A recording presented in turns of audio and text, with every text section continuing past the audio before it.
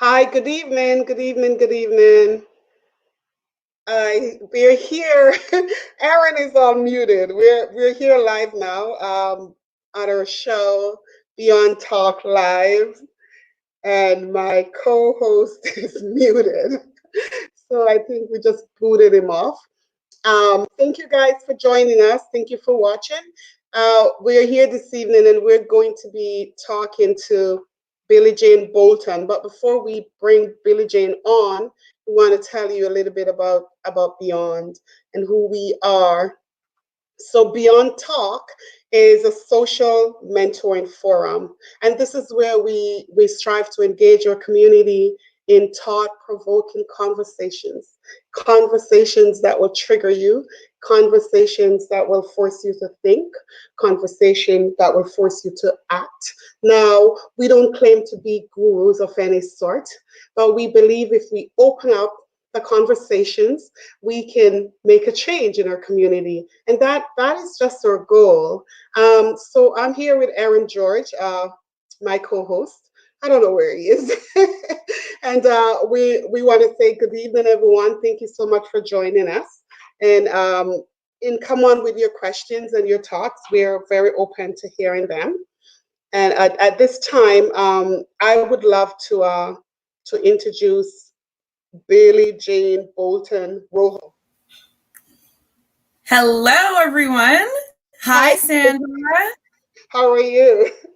I'm well. But just as I was saying, like this is like the first like Facebook Live radio TV show interview I've done. So still have some butterflies. You're fine. You're fine. And you look beautiful, by the way. Thank you. Gotta, clean up a bit. Yes. I hear you, girl. We lost Aaron. I have no idea. No. So he put me in the hot seat because usually we hear his voice first. Yes. But I think I did okay. You did fantastic. I did fantastic. All right, great. So of course, while we wait for Aaron to come back in, I'm trying to message him. Yeah.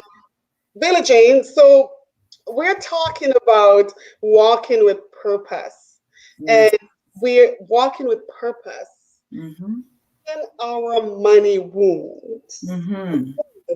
Lots of them. So if we come to realize that walking with purpose is a journey. It's a big journey. It's a journey.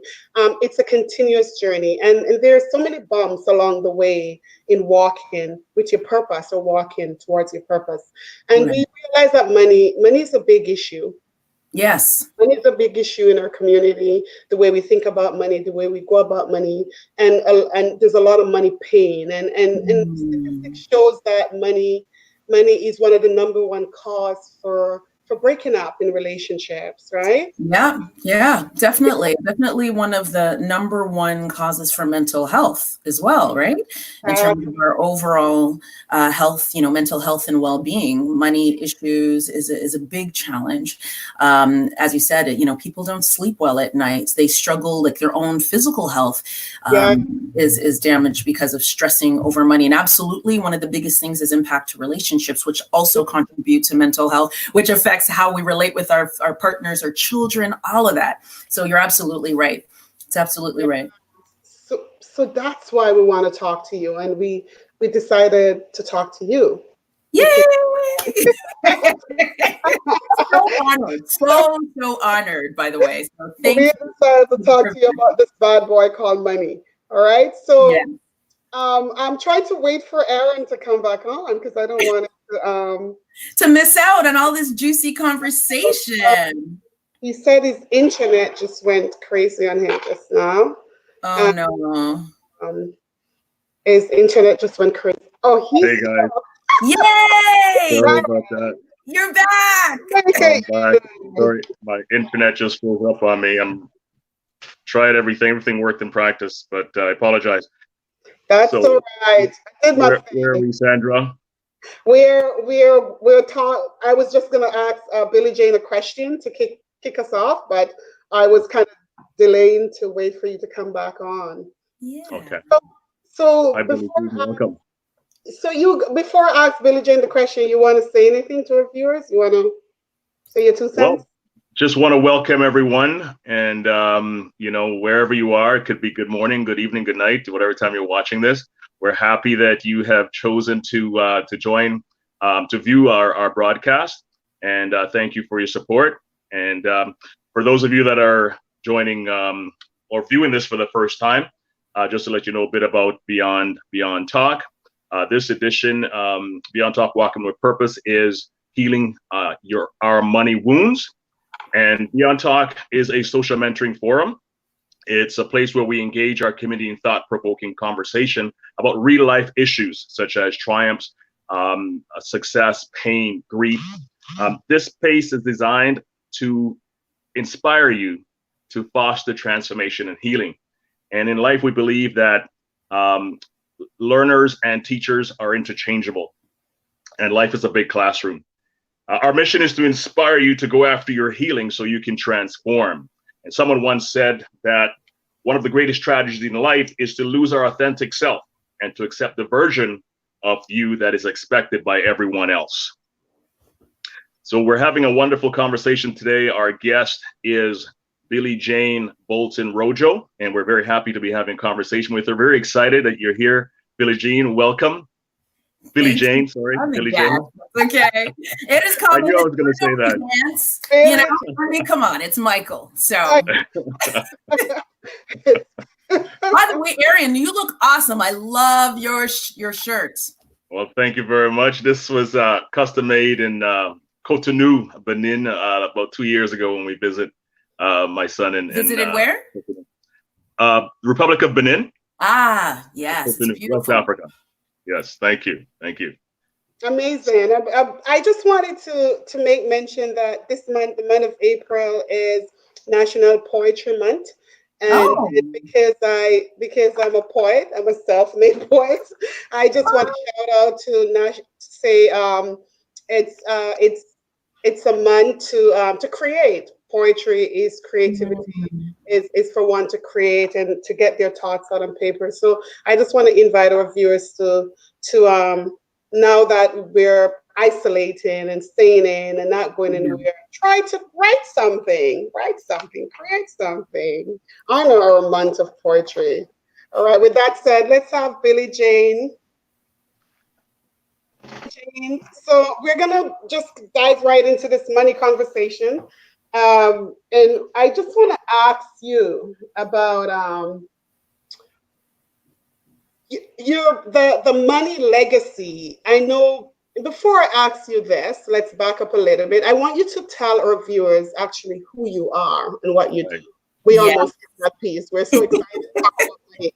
I forget I didn't get you to introduce yourself. So can you introduce yourself, please? Yes. So so thank you again for inviting me. So my name is Billie Jane Bolton Rojo, and person with many names. And I made a career shift change several years ago, and embarked on this whole journey of financial services and supporting families.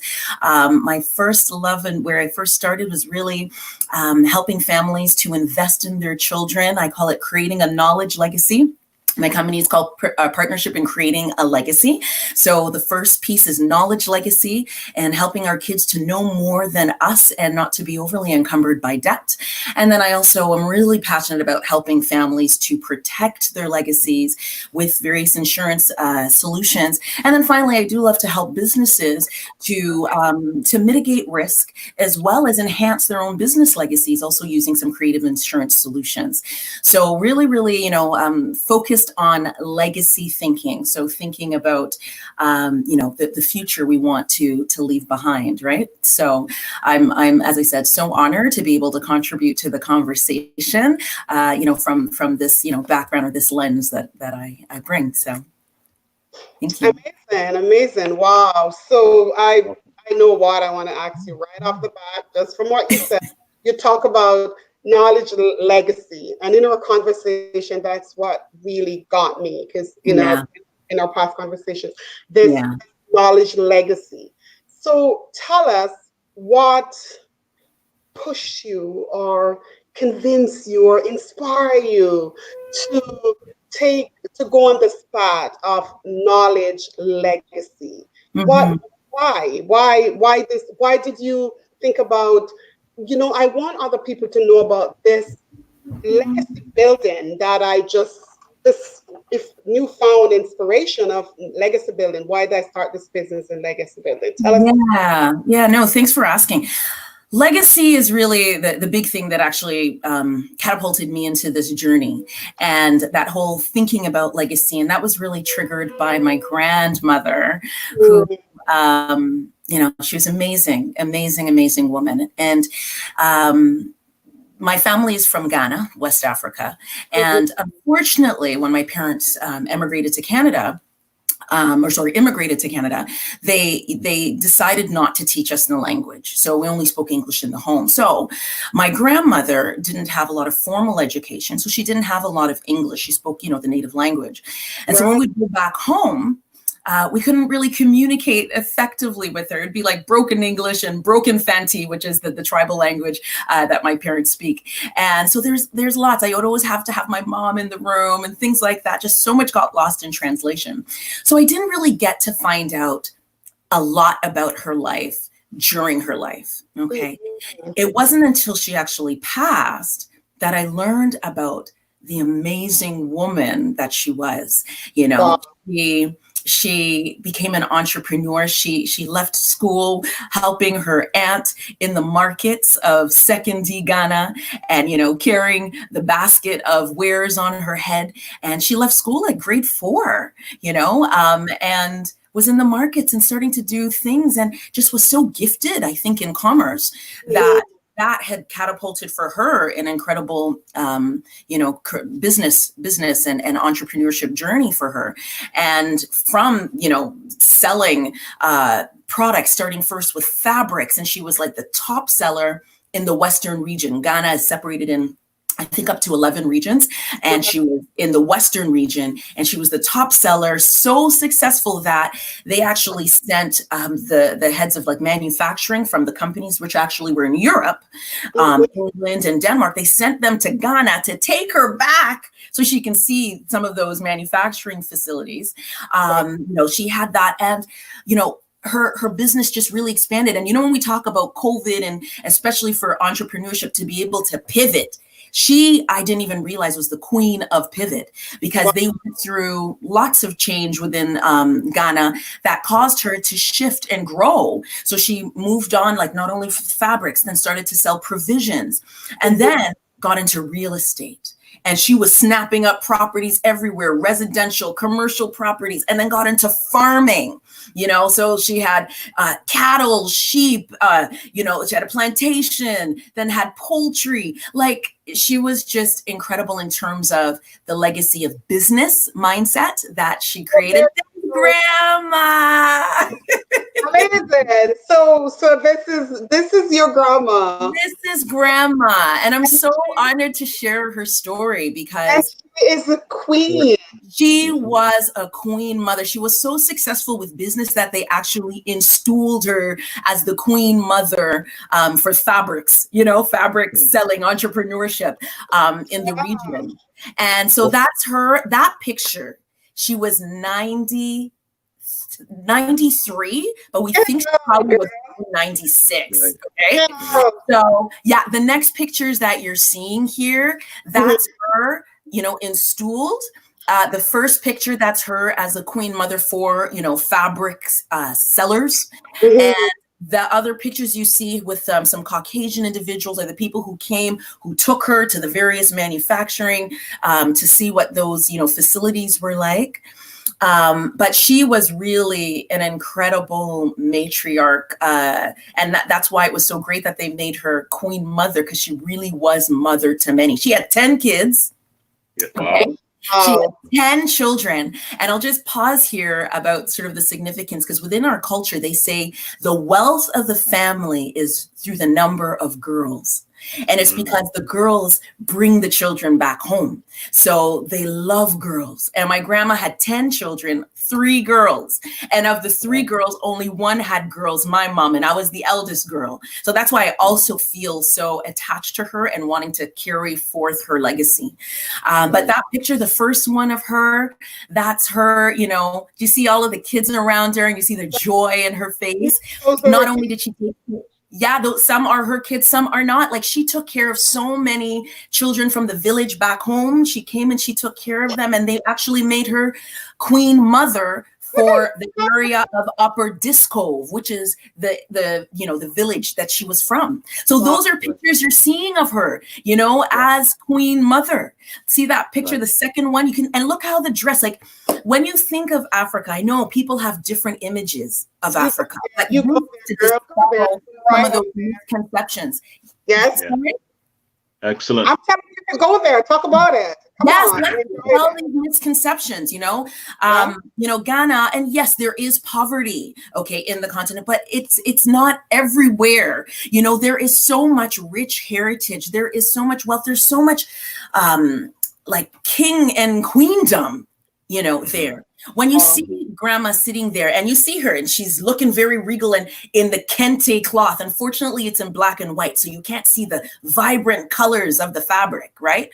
But she's sitting on a stool, you know, and I understand, Sandra, they wanted to make you a queen mother when you went to Ghana.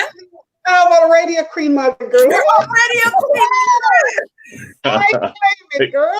So so you need to show us your stool. Yeah. Girl. Yes. No, seriously. When I go back. Yes, go back. I have to go back. And we'll go back together, are we not? We'll go back together. Yes. We so the second picture, the one where you can see more color, so that's her a bit older, but you know, she is in her position as queen mother with and I think they called it Tamhin, and the gentleman beside her, I believe he is the king as well. So there would be a number of sort of cultural events and affairs, and then she would oversee. So yeah, so this really, you know, I mean, this is my heritage, but I believe it's all of our heritage. I think it's important for us to know where we come from, right? When we think of Ghana, it's not all of that poverty that you think of. This is, you know, what you saw was an entrepreneur. What you saw was a woman who, you know, lifted herself up, right? You know, from such a young age, you know, in the markets, and became incredible. And because of the work that she did, not only did she, you know, not only was she mother and queen mother to many, but she did such good work, you know, and her husband, my grandfather, incredible partnership team of the work that they did to really take business and entrepreneurship to the next level. And as a result, her kids, she built really a knowledge legacy for her kids, because her kids went on to know more than she, because while she was incredible mind in commerce, she didn't have the academic, you know, but, you know, I've got my uncle who is a lawyer, and one of my uncles, he's an artist, and, you know, he had works in Germany and he's had gallery showings and all celebrating their African heritage and history, you know, and it's because of the decisions that she made that it made a difference in the trajectory for her children, and therefore her grandchildren. And me, I'm like, I just want to live up to her legacy, right? So knowledge legacy is something that's very important, but I think that it does start with understanding who you are. And we are all the descendants of kings and queens. When you see that picture, that is not like, you know, hundreds and hundreds of years ago, right? Like, this is in the fairly recent history when you see a woman, and she's not the only one, right? She's just one of many. And we have all of that coursing through our veins. So we have the opportunity to break cycles and really heal money wounds, starting first with knowing who we are as African people of African descent across the diaspora. Let's pause there, because you gave us a mouthful just now, like just so much about the heritage and where we come from. And can I just say, we come from royalty. We're royals. And if we go back if we go back to creation, that's how we were created. We're created, we're a royal people, we're a royal heritage. And if you come back down 400 years ago and go back to the soil of Africa, where we were all kings and queens, and traveled the Atlantic, our foreparents, and came to these new worlds, and then we were called slaves and vagabonds. And this is the wound or the sore or the pain that we're carrying. And we're having these conversations because we want to change the mindset, change the way we think. We want to heal those wounds and change the way we think. We want to think royalty. We want to think, yes, we want to think rich. We want to think rich not only with finances. We're talking about money, but we know that we need to be rich in spirit and rich in soul. And rich, we need money, right, Aaron? We need money. Absolutely. So I'm not going to bore you. I'm going to turn it over to Aaron because I know he's boiling to say something. Well, it's a dynamic story. I love the story. What was the name of your grandma? I don't think I heard that. Her name is, well, like, I guess her English name is Augustina Bonnie, because my family is from more along the coast where there was more mixing with, the colonizer.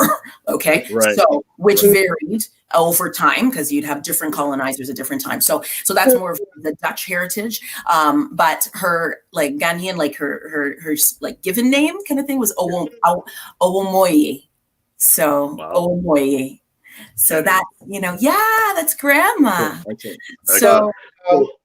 So again, with your grandma, yeah. I didn't see any evidence of any money wounds there. She was quite dynamic. It looks like she was a limitless in her thinking and in possibilities, and a great example of what we can do when we decide to use our mind and the power of our thoughts and the vision that we have for ourselves, regardless of our formal education.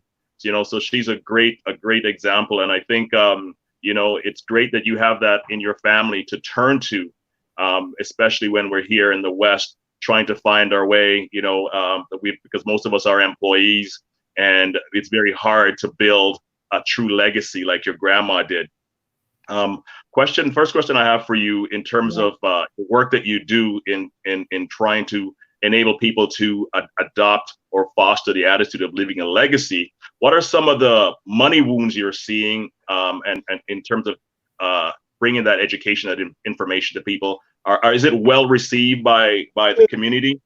The idea of concept of leaving a legacy. I'll have to say it is mixed, right? I mean, there is quite a bit of education. I find that I have to spend quite a bit of time sometimes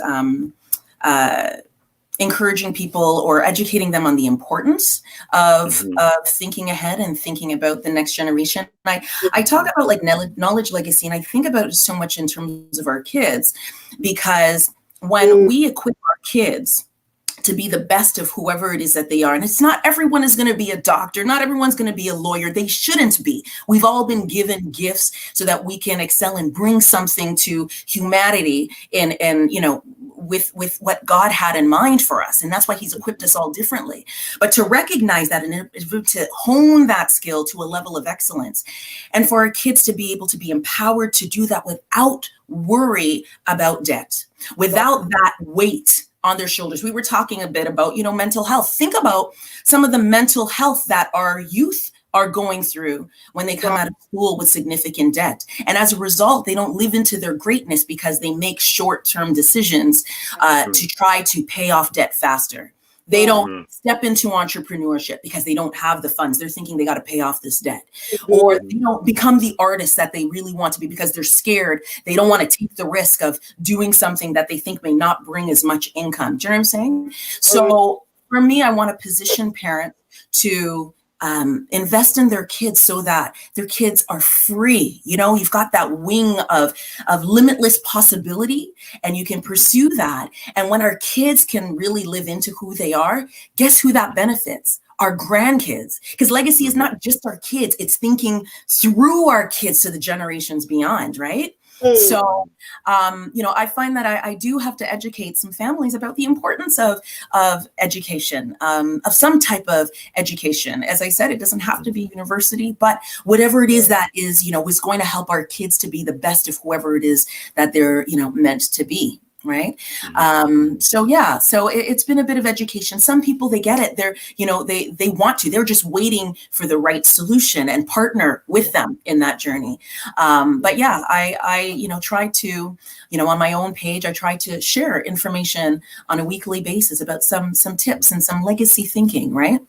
So yeah, it's a journey of education, but we as a society, I understand we are a bit short-sighted.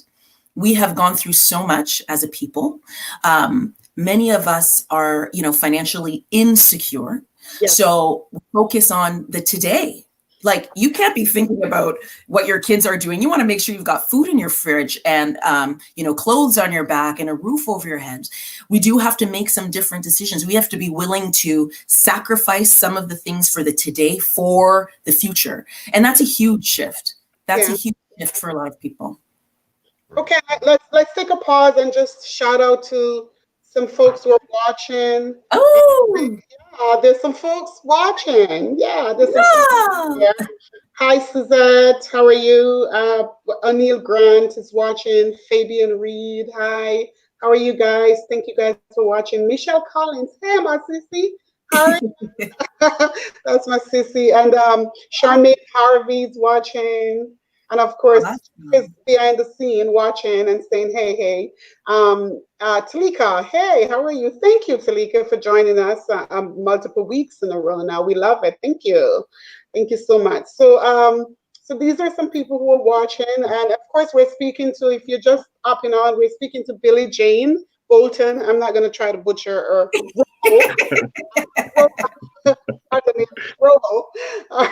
So, I'm trying to watch somebody saying, you're watching. Hey, love you, girl. Anyways, so we were, Billie Jane, I want to ask you, so we know that the whole money story and the money wound, the money pain comes with a lot of stigma, a lot of shame. Sure. And a lot of people, and I like to point to myself. People may be tired of this by now, but I love to point to myself because I go to myself for the place of reference because it's my truth. A lot of us carries a lot of shame where money is concerned. So we don't talk about it a lot. We hide it because we don't want people to know what we're going through or what we're feeling where money is concerned and how we're even abusing our money and how we're not treating our money right.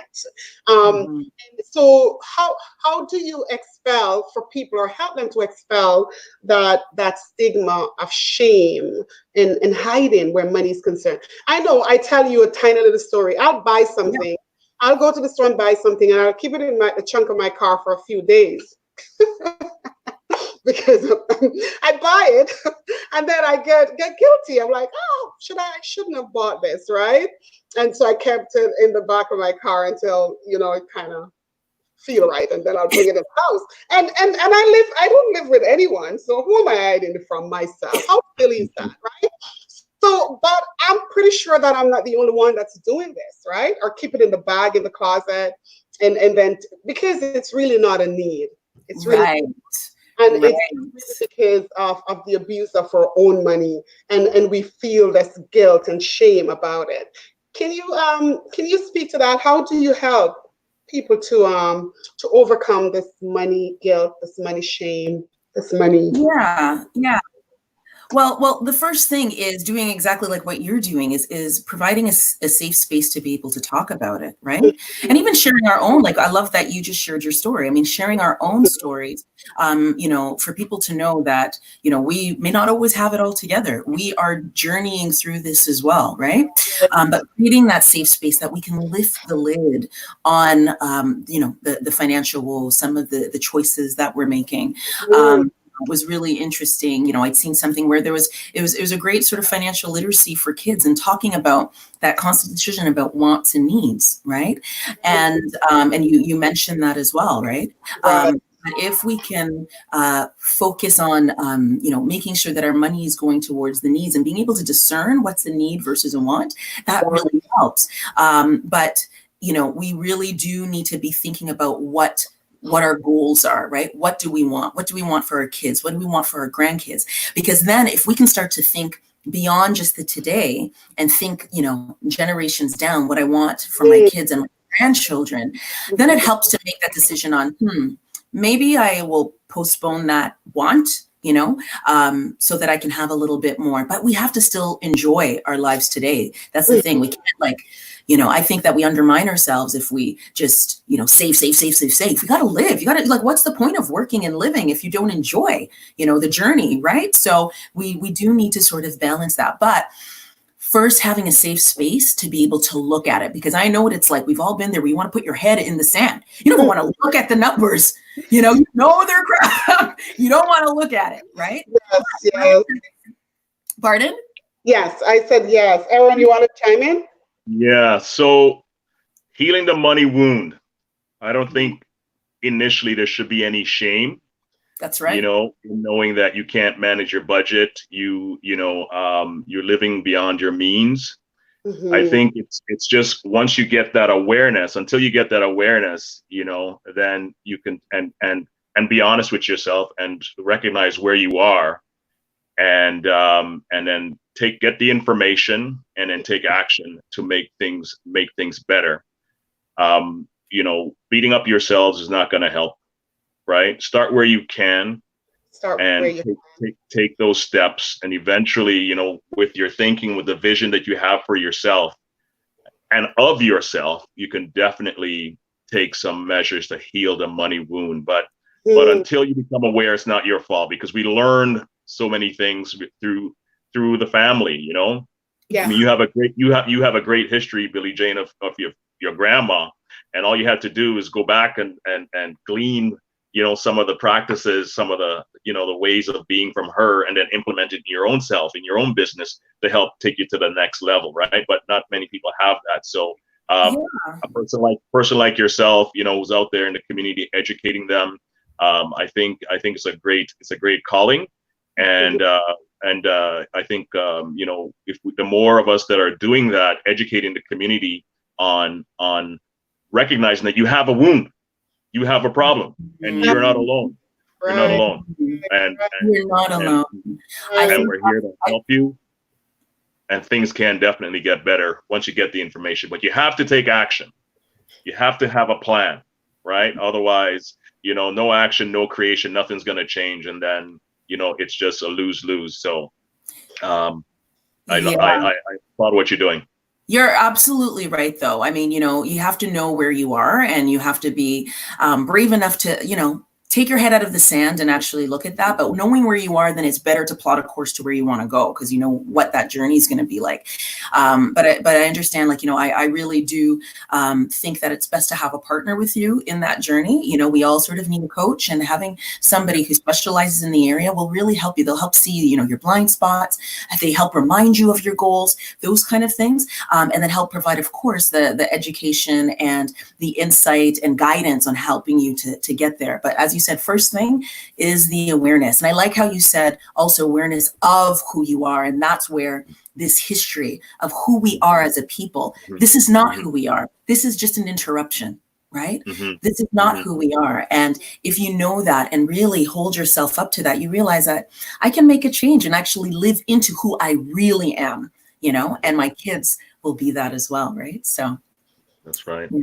I think we're running out. We're winding down for time, but we're definitely going to have a part 2 of this. We have to. But what you said, Mr. Aaron, is amazing, and I just want to add to the beginning of that. Really is telling yourself the truth, because it starts with you. It starts with me telling the truth. Be honest about where you are in your life, where you are financially, where you are emotionally, and how you feel about these things. If you start telling yourself the truth, then it will be easier to tell somebody else. The reason why it's so difficult to share is because we're not honest with ourselves. And I can start with me. And that's why we're doing this show. because we want to bring, as Erin said, bring this awareness to the forefront to say it's okay. It's okay to start talking about this and telling the truth. Yeah. Yeah. Yeah. Yeah. Creating that safe space of dialogue. You're not, I think that's the key. You're not in it alone. And, this kind of conversation helps people to make that shift. And I have to say, COVID is really blowing the lid off on all of the weaknesses that we have, whether it's physical weakness, financial weakness. And it's really challenging us to take a step back. So this is a great opportunity to take that stock and, you're not alone. Listen, all of Canada was waiting for their CERB check, right? So you are not alone in your struggle. Everyone needed some help, So, or the vast majority. I know there are some that, that have it, but the vast majority of people weren't sure what they were going to do on April 1st, right? So you're not alone. You're not alone, but take that time to take your head out of the sand and look, and it's not going to kill you. It's not going to kill you, right? You look at it and you can make a plan to make a change. And so, Billie Jean, with that said, can you tell our viewers if they want to talk to you, where can they find you? Yeah. So, my website is, pcalfinancialgroup.ca. So PCAL stands for Partnership in Creating a Legacy. So pcalfinancialgroup.ca. I'm on social media. You can find me here on Facebook, at PCAL Financial Group. You can reach me by email, like all of my information you can find on my website. So I would be honored to continue the conversation and to be able to help anyone who's got some further questions. And we're going to be back, Erin, I'm going to give you a sec, but we're going to be back talking. Somebody just pop up, a Karen Bell said, be transparent with ourselves. So it is possible to be transparent with others, just like we were saying. Yeah, tell me something. Yeah. Right? Karen. Yeah. So we want to have you back to talk more about the building of the wealth. We want to talk to you some more. We know that we can't do it in the time slot we have. It's so much to talk about when we're talking about healing money wounds and building wealth, and how you can translate your $1 into 50 and translate your 50 into 500,000, right? We're talking, right? That's what we're talking like. So we want to come back and talk about that. But I'm going to turn it over to my amazing co-host, Erin George. Yay, Oren! Yay! Well, the money conversation is always an uncomfortable conversation, but it's one that needs to be had, and because we really want to be able to transform our finances and to heal our attitude towards money. And, it was said earlier that, you have to know who you are. And I think it's the beginning. Once you start to awaken to who you are and strive towards being living a holistic life, once you start doing that, then things will definitely start rolling along for you, and again put yourself in a good stead. But self-esteem, you have to feel good about who you are, and learn to tap into the power of your mind and learn to think constructive and creative and have goals and take action. And you do that, you definitely will be on a good road to increasing your knowledge IQ, and to healing your money wounds, because I think everything in life is temporary. Once you get the information and you apply it, you can definitely change your situation. And having said that, when I started off in life as a young person, I didn't know anything about anything, thought I knew a lot, but life had a lot of situations to awaken me to the things that I needed to know. And once I applied those things, then life began to change. And if it happened for me, it can happen for you. And, we're here as Byond Talk, Walking with Purpose. We're here to give you the information to help you to take action to change your life. So keep watching, reach out, have Billie Jean here today, reach out to her, reach out to Sandra and I at Byond Consultants. We're here to help you. We have programs that can help you to create a better version of you. So we encourage you to stay tuned and tap in, connect, and we'll definitely see you in a good position. All right. So with that said, I think we maybe have a minute. So I should just rant on, but I won't. I'm just Sandra. Yes. So also before we go, we just want to give thanks to Yinka Farende, the man behind the scenes, Dork TV Radio. Thank you so much for this platform. We want to also thank Nana Yaoboa for introducing us to Chief. And I just want to say Madasi Pa to you, my sister. Madasi Pa! Yes! Go on in! All right, guys. Thank you so much for watching. We love you all. We appreciate you all. Join us again next week, where we continue to talk about the money mindset and mental health and how that affects us. So we're going to be talking about that next week. And we're definitely going to have Billie Jane back to talk some more about building wealth and how you can do that. To what she does in our community. All right, so stay tuned and stay safe. And remember, as I said last week, please share what you have. Don't hoard it, please. Please share it. Please share it. I beg you, please share with somebody. There's people out there that need your love and need your kindness. So let's do it. Let's just do it. Love you. Take care. All right. Bye, everybody. Bye. bẹ́ẹ̀ni ọmọ ní ìní olúwa ọmọ ló sì ní èrè rẹ̀. ìdí rèé tí Chiproms fi mọ́ra àwọn ọmọ aláìníyàá lọ́kùnkúndùn. òun náà ló sì fà á tá a fi ṣàgbékalẹ̀ àyíká ńlá àti ilé ìgbé fún àwọn ọmọ aláìníyàá láwùjọ wa. Children of Promise Ministries Chiproms ẹ kú iṣẹ́ takuntakun. iléeṣẹ́ NGO tó ń jà fún ọjọ́ iwájú rere àwọn ọmọ aláìníyàá láwùjọ wa. iléeṣẹ́ yìí ní àfojúsùn fún ọjọ́ ọ̀la àwọn ọmọ aláìníyàá pẹ̀lú ìfẹ́ ìlànà ẹ̀kọ́ ẹ̀sìn tó ń ti àṣà àti ìṣe ilẹ̀ wa fún ìgbáyégbádùn wọn. ọ̀fẹ́ ni gbogbo ohun tó wà ń bẹ̀ pátápátá fáwọn ọmọ aláìníyàá. Chiproms, a branch of Children of Promise Ministries, a non-governmental service organization committed to the rescue, care and advocacy for orphans. Gbogbo iléeṣẹ́ ńláńlá àti olókoòwò kékèké ọ̀rọ̀ náà kàn yín. Ẹ wá ṣagbátẹrù iléeṣẹ́ ọ̀hún. Kájọ tó ọjọ́ iwájú àwọn ògo wẹrẹ wọ̀nyí ṣe. Children of Promise Ministries wà ní number 3 Bamigbola Avenue behind Ashi Police Station, New Bodija Extension, Ìbàdàn. Ẹ pè wọ́n sórí 0803-405-3418. Ọjọ́ iwájú àwọn ọmọ aláìníyàá ṣe pàtàkì láwùjọ wa. TV.